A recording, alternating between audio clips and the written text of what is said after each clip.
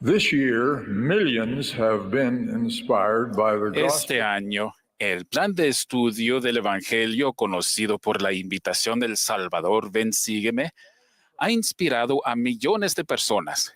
Seguir a Cristo no es una práctica casual ni ocasional, sino una dedicación continua y una manera de vivir que debe guiarnos en todo tiempo y en todo lugar. Sus enseñanzas y su ejemplo definen la senda para todo discípulo de Jesucristo.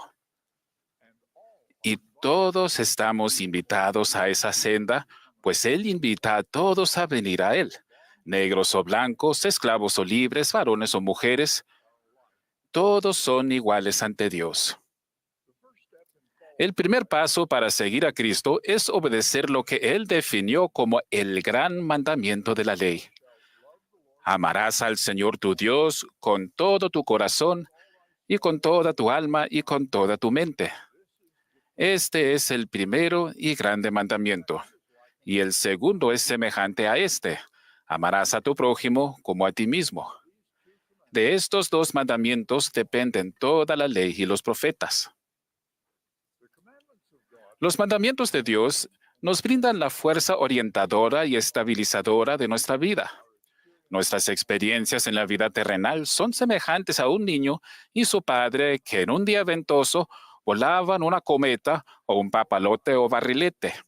A medida que la cometa se elevaba, el viento la hacía tirar del hilo que llevaba el niño en la mano. Inexperto ante la fuerza de los vientos terrenales, propuso cortar el hilo para que la cometa pudiera subir más. Su sabio padre le aconsejó que no lo hiciera, explicándole que el hilo es lo que sujeta a la cometa en su lugar frente a los vientos terrenales. Si perdemos el control del hilo, la cometa no se elevará más arriba, sino que se la llevarán los vientos e inevitablemente caerá a tierra. Ese hilo esencial representa los convenios que nos conectan a Dios, nuestro Padre Celestial, y a su Hijo Jesucristo. Cuando honramos esos convenios, guardando sus mandamientos y siguiendo su plan de redención, las bendiciones que ellos nos prometen nos permiten subir a alturas celestiales. El libro de Mormón a menudo declara que Cristo es la luz del mundo. Durante su aparición a los nefitas, el Señor resucitado explicó esa enseñanza al decirles: yo os he dado el ejemplo. Yo soy la luz que debéis sostener en alto, aquello que me habéis visto hacer. Él es nuestro modelo a seguir. Aprendemos lo que Él ha dicho y hecho a medida que estudiamos las Escrituras y seguimos las enseñanzas proféticas, tal como el presidente Russell M. Nelson nos ha instado a hacer. En la ordenanza de la Santa Cena, cada día de reposo hacemos convenio de recordarle siempre y de guardar sus mandamientos. En el libro de Mormón, el Señor nos dio los principios fundamentales en lo que Él llamó la doctrina de Cristo. Dichos principios son la fe en el Señor Jesucristo, el arrepentimiento, el bautismo, la recepción del don del Espíritu Santo, perseverar hasta el fin y volverse como un niño, lo cual significa confiar en el Señor y someternos a todo cuanto Él requiere de nosotros. Los mandamientos del Señor son de dos tipos: permanentes, como la doctrina de Cristo, y temporales. Los mandamientos temporales son aquellos que son necesarios para las necesidades de la iglesia del Señor o de los fieles, en circunstancias temporales, pero que se dejan de lado una vez pasada la necesidad. Un ejemplo de mandamientos temporales son las instrucciones del Señor a los primeros líderes de la iglesia de trasladar a los santos de Nueva York a Ohio, a Missouri y a Illinois, y finalmente de dirigir el éxodo pionero a las sierras del occidente. Aunque solo fueron temporales, cuando aún estaban vigentes, esos mandamientos se dieron para ser obedecidos. Algunos mandamientos permanentes han tardado mucho en ser observados de forma generalizada. Por ejemplo, El famoso discurso del presidente Lorenzo Snow sobre la ley del diezmo enfatizó un mandamiento que se había dado con anterioridad, pero que los miembros de la Iglesia aún no guardaban a nivel general. Era necesario volver a enfatizarlo debido a las circunstancias que en aquel momento enfrentaban la Iglesia a sus miembros. Se han necesitado también ejemplos recientes de énfasis debido a las circunstancias actuales que los santos de los últimos días o la Iglesia afrontan. Entre ellos, la proclamación sobre la familia, emitida por el presidente Gordon B. Hinckley hace una generación atrás, y el reciente llamado del presidente Russell M. Nelson a que la Iglesia sea conocida por su nombre relevado, la Iglesia de Jesucristo de los Santos de los Últimos Días.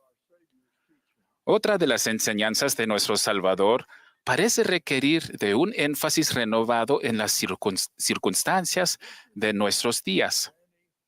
Este es un tiempo de muchas palabras crueles e hirientes en las comunicaciones públicas y a veces incluso en nuestras familias. Las marcadas diferencias en cuestiones de políticas públicas a menudo llevan a acciones de hostilidad, incluso de odio, en las relaciones públicas y personales. Este ambiente de enemistad a veces hasta paraliza la capacidad de legislar en asuntos de importancia en los que la mayoría de los ciudadanos ve una necesidad urgente de alguna acción en favor del bien público.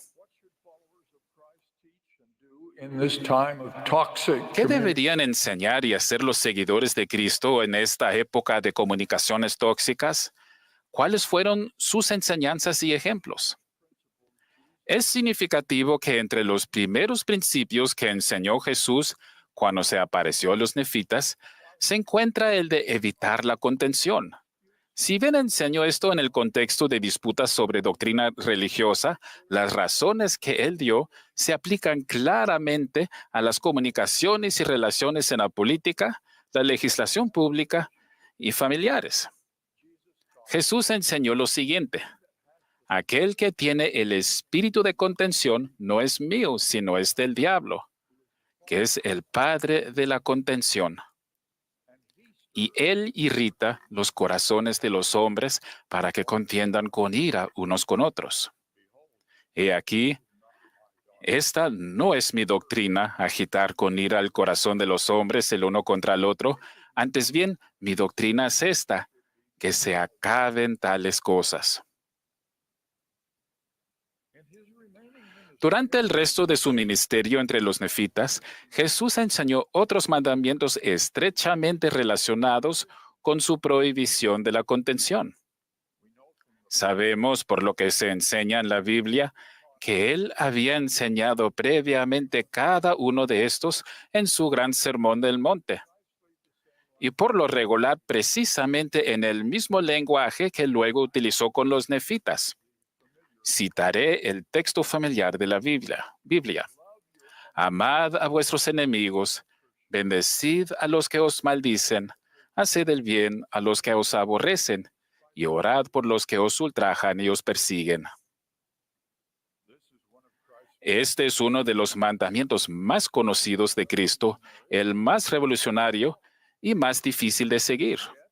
Sin embargo, es una parte fundamental de su invitación a que todos lo sigamos. Como enseñó el presidente David O. McKay, no existe mejor manera de manifestar el amor por Dios que demostrar un amor desinteresado por nuestros semejantes. He aquí otra enseñanza fundamental dada por aquel que es nuestro modelo a seguir. Bienaventurados los pacificadores, porque ellos serán llamados hijos de Dios. Los pacificadores. ¿Cómo cambiarían las relaciones personales si los seguidores de Cristo renunciaran a las palabras crueles e hirientes en todas sus comunicaciones? En la conferencia general del año pasado, el presidente Russell M. Nelson nos dio los siguientes retos. Dijo él: Una de las maneras más sencillas de reconocer a un verdadero seguidor de Cristo es fijarse en qué medida trata a los demás con compasión. Los verdaderos discípulos de Jesucristo son pacificadores. Una de las mejores maneras en las que podemos honrar al Salvador es convirtiéndonos en pacificadores.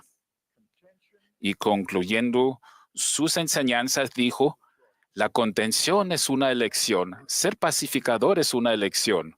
Ustedes tienen su albedrío para elegir la contención o la reconciliación. Los insto a elegir ser pacificadores ahora y siempre. Should begin their discussions by En las identifying conversaciones, los posibles adversarios deberían comenzar identificando puntos en común en los que todos estén de acuerdo. Para seguir a nuestro modelo perfecto y a su profeta, debemos practicar lo que popularmente se conoce como la regla de oro. Así que todas las cosas que queráis que los hombres hagan con vosotros, así también haced vosotros con ellos, porque esta es la ley y los profetas. Hay que amar y hacer el bien a todos, y evitar la contención y ser pacificadores en todas nuestras comunicaciones. Esto no quiere decir comprometer nuestros principios y prioridades, sino dejar de atacar duramente a los demás por los suyos. Eso hizo nuestro modelo perfecto en su ministerio. Es el ejemplo que Él nos dejó al invitarnos a seguirlo. En esta conferencia hace 4 años atrás, el presidente Nelson nos dio un reto profético para nuestros días. ¿Estáis dispuestos a dejar que Dios prevalezca en tu vida? ¿Estás dispuesto a permitir que Dios sea la influencia más importante en tu vida? ¿Permitirás que sus palabras, sus mandamientos y sus convenios influyan en lo que haces cada día? ¿Permitirás que su voz tenga prioridad sobre cualquier otra? Como seguidores de Jesucristo, enseñamos y testificamos de Él, nuestro modelo perfecto. Sigámoslo entonces renunciando a la contención. Al defender nuestras políticas preferidas en acciones públicas, hagámonos merecedores de sus bendiciones utilizando el lenguaje y los métodos de los pacificadores. En nuestras familias y otras relaciones personales, evitemos lo que es cruel y hostil. Procuremos ser santos como nuestro Salvador, en cuyo santo nombre testifico e invoco sus bendiciones para ayudarnos a ser santos. En el nombre de Jesucristo. Amén.